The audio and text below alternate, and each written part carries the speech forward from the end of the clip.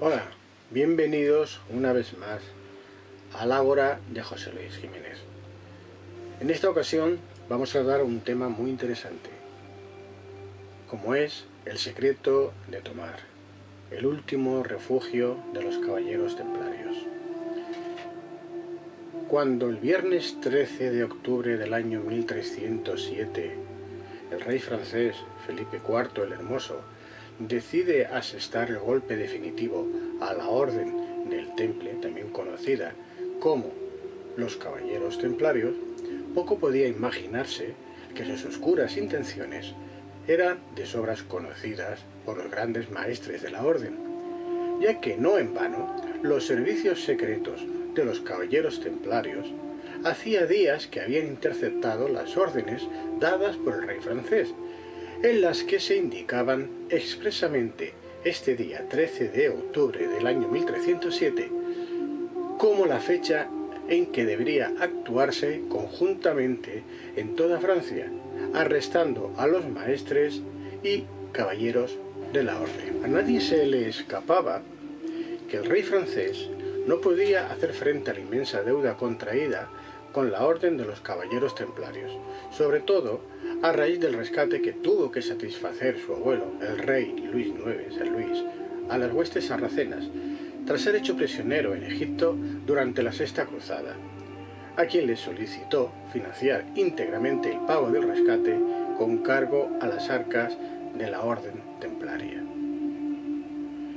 El jueves 12 de octubre, es decir, un día antes del arresto del gran maestre Jacques de Molay, asiste al funeral de la cuñada del rey, Catherine de Courtenay, formando parte de la comitiva que transportaría el féretro de quien fuese la esposa de Carlos de Valois. Tras sendos y efusivos saludos entre el astuto y codicioso rey francés y el gran maestre de la Orden Templaria, nadie ajeno a las oscuras intenciones del monarca podría sospechar cuáles eran los planes inmediatos de Felipe IV. Pero la sorpresa estaba aún por llegar. Cuando en la mañana del viernes 13 de octubre, Jacques de Molay, junto a otros 3 grandes maestres de la orden, fueron arrestados por los soldados del rey, acusados de herejía, haciendo caso omiso a las indicaciones del Papa Clemente V. Por otro lado, un títere impuesto por el propio rey Felipe IV, quien había sido encumbrado al trono de San Pedro por medio de las maléficas artes del monarca, tras la más que extraña y súbita muerte del sumo pontífice antecesor, el Papa Bonifacio VIII. Clemente V, Papa francés de nombre Bernard de Got y anterior arzobispo de Burdeos, había dado instrucciones expresas a Felipe IV de no efectuar acción alguna contra los caballeros templarios, mientras él mismo no se encontrara en condiciones de hacerlo, debido sobre todo al cáncer de píloro que le afectaba. Pero esta situación de enfermedad del Papa le era muy propicia al rey francés, ya que podría juzgar directamente de herejía a los caballeros templarios, sin necesidad de esperar el beneplácito de Clemente V, quien por otro lado nunca se opuso abiertamente a la detención de los maestros de la orden, a pesar de que éstos dependiesen directa y jerárquicamente del propio Papa. El 18 de marzo del año 1314, tras proclamar públicamente la inocencia de la Orden del Temple, así como haber sido sometido a torturas para sonsacarle la confesión que deseaban los esbirros reales, Jacques de Molay sería quemado vivo en la hoguera junto al maestre de Normandía, Geoffrey de Carnay, en un islote existente en el río Sena, situado entre los jardines del monarca y la iglesia de San Agustín. Se dice que el rey mandó quemarlos con troncos de madera que aún estuviesen verdes, con el propósito de hacerles sufrir más, al tardar más tiempo en morir quemados. Otra leyenda o profecía que no ha podido ser confirmada si bien se cumplió exactamente tal como es contada, dice que antes de morir, el gran maestre Jacques de Molay maldijo al rey Felipe y al Papa Clemente, responsables de la eliminación de la Orden del Temple, y los maldijo a presentarse ante Dios para ser juzgados en el plazo de menos de 40 días para el caso del Papa Clemente V y de menos de un año para el rey Felipe IV.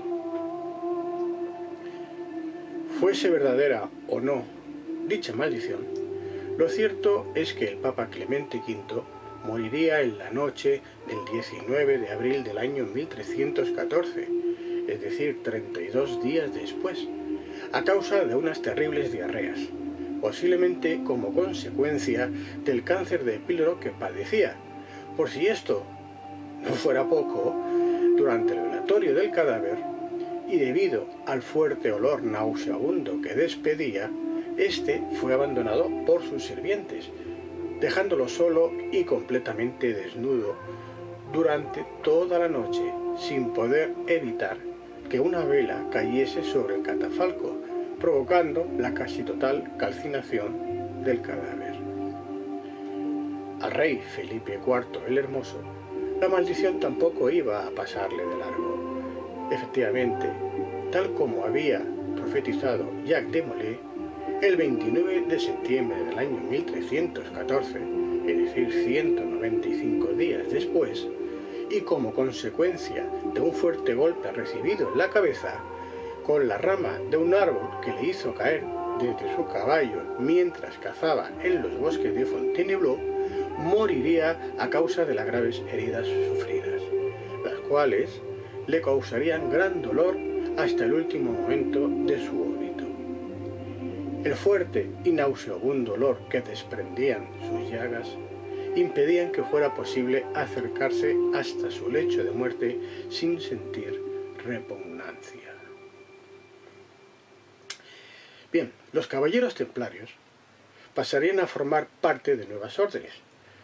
Así, en España, pasarían a formar parte de la nueva Orden de Montesa, creada a tal efecto por el rey Jaume II de la Corona de Aragón.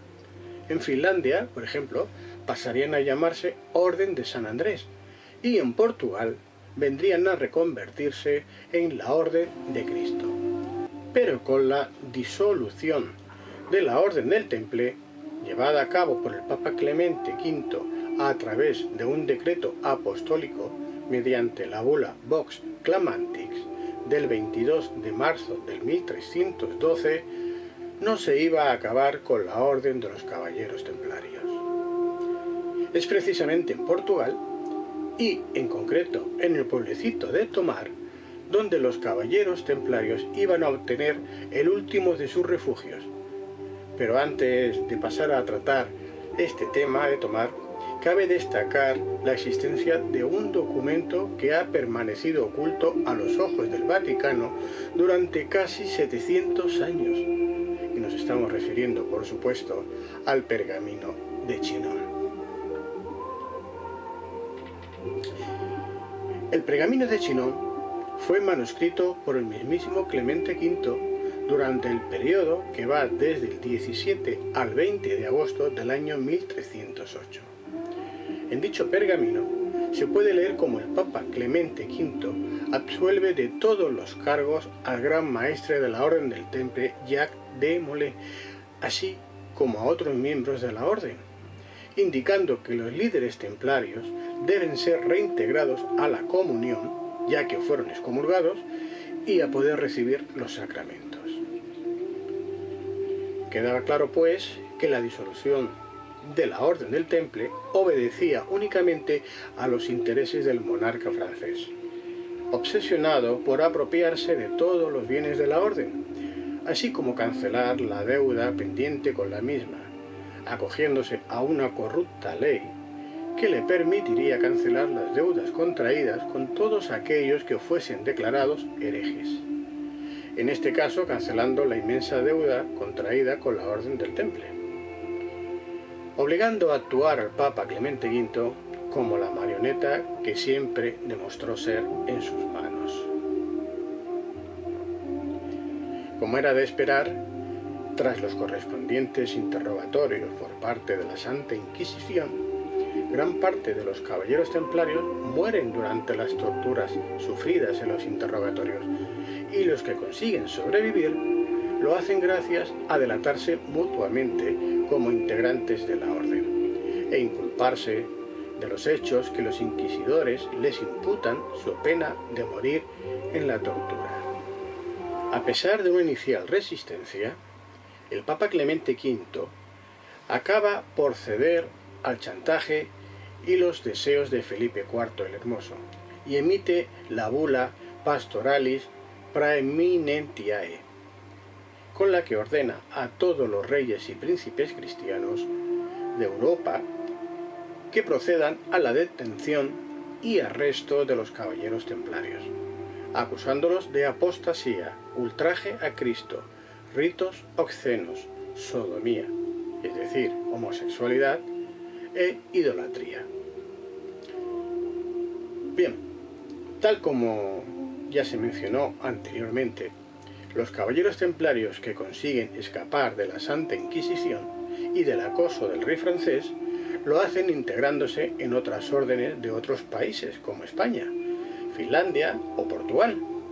En España pasarían a formar parte de la nueva Orden de Montesa, como ya se ha dicho, creada a tal efecto por el rey Jaume II de la Corona de Aragón. En Finlandia pasarían a llamarse Orden de San Andrés y en Portugal vendrían a reconvertirse en la Orden de Cristo. Y es precisamente aquí, en Portugal, y en concreto en el municipio de Tomar, podríamos decir que es la ciudad templaria por excelencia, y esta además se encuentra atravesada por el río Navao y situada centro del país luso, a unos 100 kilómetros aproximadamente al noroeste de Lisboa y a otros 100 kilómetros de la frontera con España, donde los caballeros templarios van a obtener una importancia capital. Desde el año 1159, la ciudad de Tomar pasó a formar parte de los bienes de la Orden del Temple, gracias a la cesión que hizo del lugar a dicha orden el rey luso Alfonso I. Fue entonces cuando el monarca cede el castillo de Ceres a la orden. En el 1160, el gran maestre de la orden, Gualdín País, ordena construir el castillo de Tomar, lugar emblemático que posteriormente va a adquirir una capital importancia, así como la parte del convento conocido como la Charola, una especie de templo circular cuyo estilo es influenciado por los modelos religiosos y arquitectónicos de Jerusalén en la época de las Cruzadas, imitando especialmente al templo de la roca de la ciudad santa. Cuando en 1312 la Orden del Temple es suprimida y posteriormente en el año 1314 el gran maestre Jacques de Molay es ejecutado a morir quemado vivo en la hoguera, en Portugal el rey Dom Dinis procede a reconvertir la Orden del Temple en la Orden de Cristo. Concretamente en Tomar se llevaría a cabo una de las mayores y más espectaculares construcciones templarias, así como las transformaciones posteriores que fueron realizándose y que abarcarían el espacio de tiempo que va desde principios del siglo XII hasta finales del siglo XVII, si bien con posterioridad, durante el siglo XIX, sufriría cambios importantes, sobre todo como consecuencia de la extinción de las órdenes religiosas. Nos referimos al convento Fortaleza del Santo Cristo, actualmente declarado Patrimonio de la Humanidad por la UNESCO desde el año 1983. Este nuevo convento del Santo Cristo no iba a tratarse de un templo más de factura templaria, así como sus actividades tampoco estarían completamente dedicadas a la contemplación. Fue a través del convento Fortaleza de Cristo que se iniciaron las mayores expediciones al nuevo continente, es decir, a América. Prueba de ello fueron las cruces de Cristo con que adornaron las velas de las 3 carabelas que llevó Colón hasta América.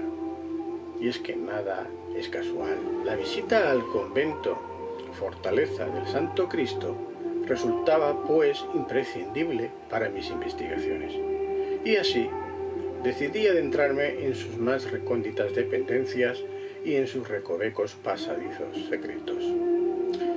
La mala fortuna, o quizás la intencionada situación en la que se encontraban algunas de las dependencias que mayor interés me ofrecían, permanecían cerradas al público, y en algunos casos incluso se encontraban inundadas de agua, lo que hacía imposible su acceso. No obstante, pude conseguir hacer algunas fotografías del interior de dichas estancias que se encontraban completamente inundadas y en total oscuridad, y que con toda probabilidad ocultaban e impedían el acceso a otras dependencias cuyo contenido podría resultar embarazoso de explicar.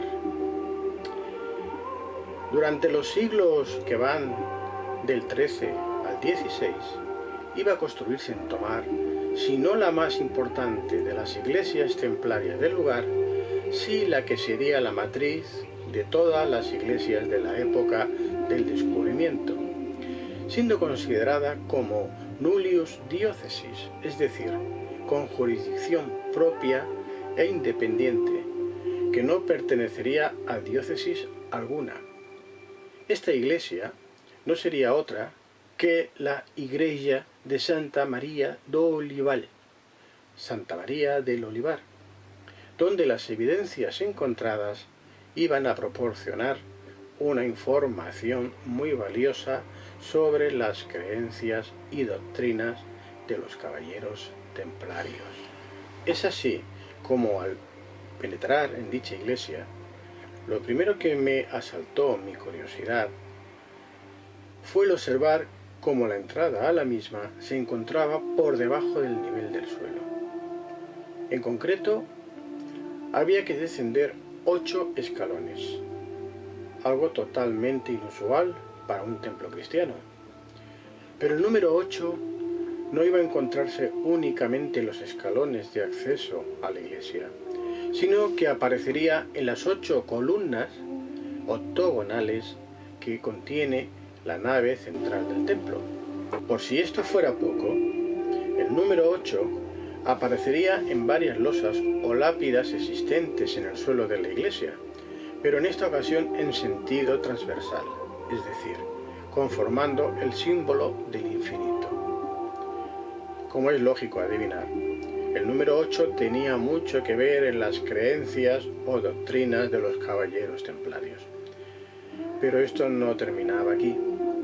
Al observar con atención las diferentes figuras que aparecían en el templo, mi sorpresa se fue agrandando. En primer lugar, no podía pasar desapercibida la estrella de Salomón, de 5 puntas, que aparece encima del altar mayor, la misma forma elegida por Leonardo da Vinci para dibujar el famoso hombre de Vitruvio. ¿Una extraña casualidad? ¿O simbolizaría algo mucho más, quizás, esotérico? Como era de imaginar, nada obedecía a la casualidad. Y así, al conversar con el encargado de la vigilancia y custodia del lugar, el señor Antonio Revelo, este me indicaría otras tantas evidencias y extrañas casualidades existentes en aquel templo. Así, por ejemplo, me mostraría el cuadro titulado de Pentecostés, en el que aparece el Espíritu Santo descendiendo sobre 16 apóstoles. Sí, he dicho 16 apóstoles, ni 12 ni 13, 16. Pero lo curioso es que mientras que el Espíritu Santo se aparecía sobre estos 16 apóstoles, se mostraban 17 lenguas de fuego sobre las cabezas de cada uno de ellos. ¿Qué nos quería decir este cuadro? ¿Dónde está el apóstol número 17?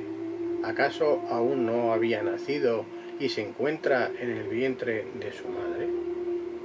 Asimismo, aparecen varias mujeres, entre las que cabe destacar la que posiblemente era la preferida de Jesús, que no era otra que María Magdalena, como podemos observar en este cuadro.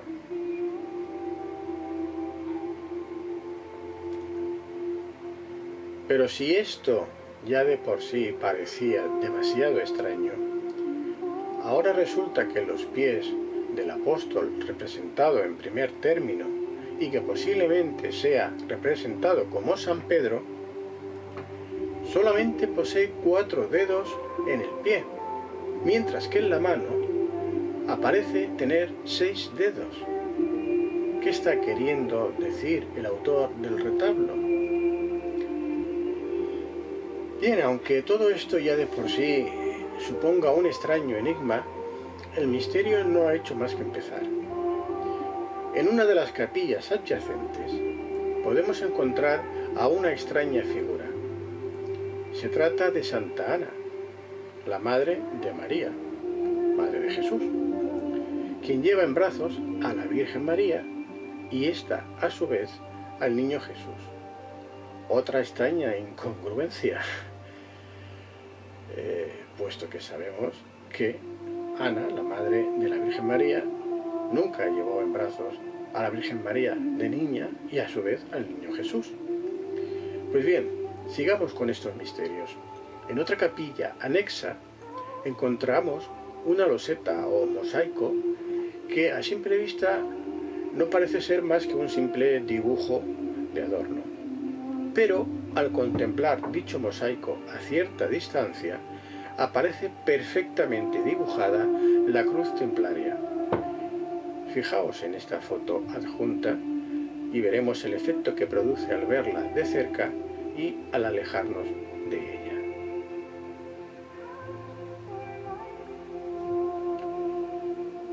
Pero por si las cosas no estuvieran ya lo suficientemente complicadas de comprender, nos encontramos con una serie de puertas paralelas o en serie que comunican entre sí a todas las capillas del mismo lado del templo.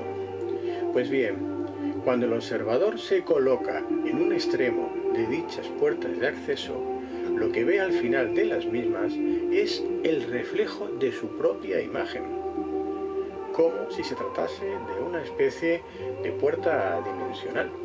Curioso. ¿Qué conocimientos nos están legando los caballeros templarios a través de estas evidencias?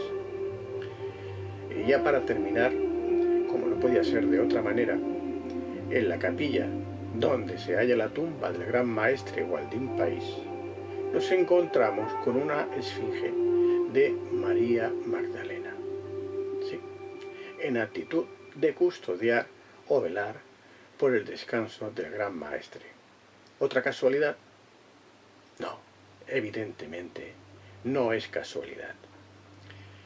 Como todos sabemos, y de sobras, es conocida la advocación que sentían los caballeros templarios por la figura de María Magdalena. De hecho, en todos los templos y construcciones realizadas por el Temple, la figura de María Magdalena siempre ocupaba un lugar preferente. ¿Volvemos a creer en las casualidades?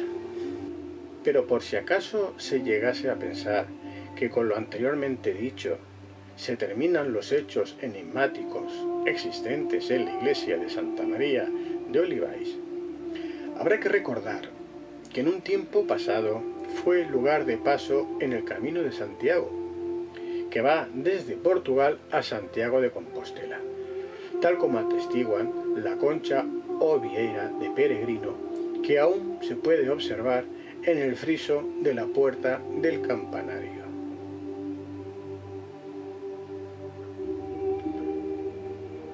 Aunque si de hechos pasados enigmáticos se trata, tampoco deberemos pasar por alto la gran necrópolis que se acaba de descubrir y que abarca el espacio que va desde el pórtico de la iglesia hasta la torre Sineira, que es conocida así por este nombre, el campanario, y que con más de 1000 esqueletos humanos es una de las mayores necrópolis de toda la península ibérica, siendo destinado dicho lugar a camposanto desde el siglo XIII al siglo XVII.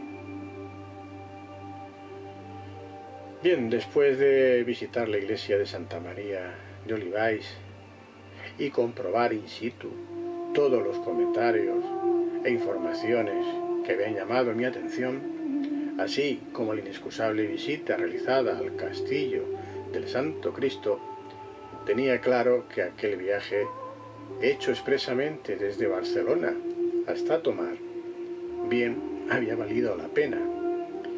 Como podréis ver a continuación en este pequeño documental que se ofrece, el paisaje de por sí ya vale la pena, pero lo que contiene, los mensajes crípticos, las simbologías, los enigmas y el misterio sigue estando ahí para que vayamos a descubrirlos. Gracias y hasta la próxima.